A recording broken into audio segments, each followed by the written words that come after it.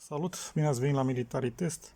Astăzi o să cosmetizez puțin un opinel. Este un opinel carbon, numărul 9.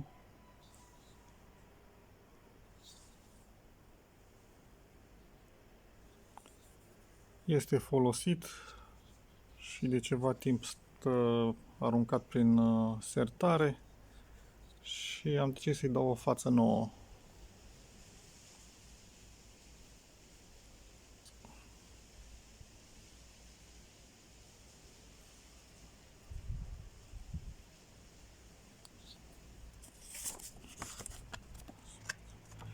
Să văd dacă mai taie.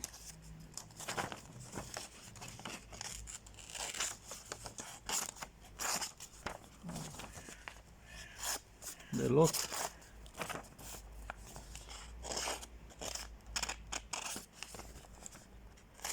Na, deloc. Haideți să vedem ce o să iasă.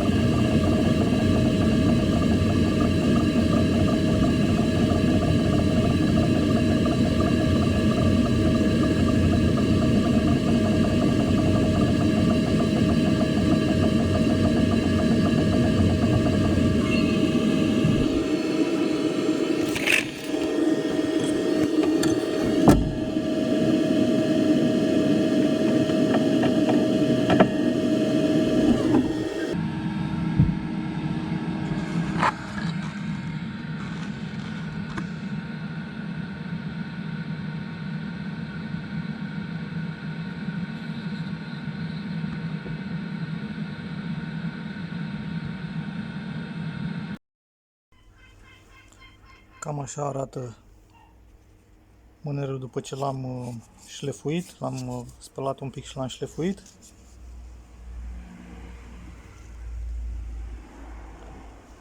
O să-i dau o mână de lac.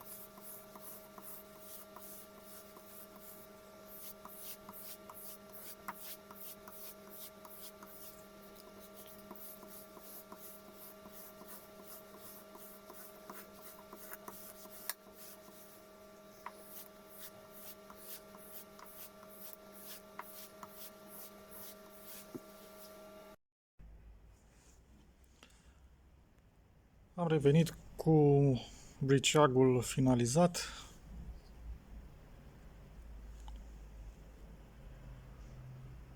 Este gravat cu laser și apoi lăcuit.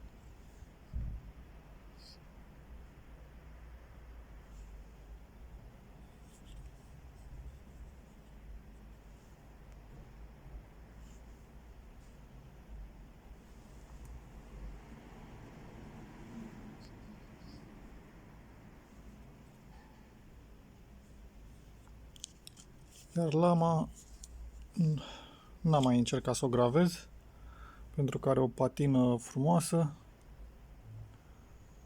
Doar am ascuțit-o.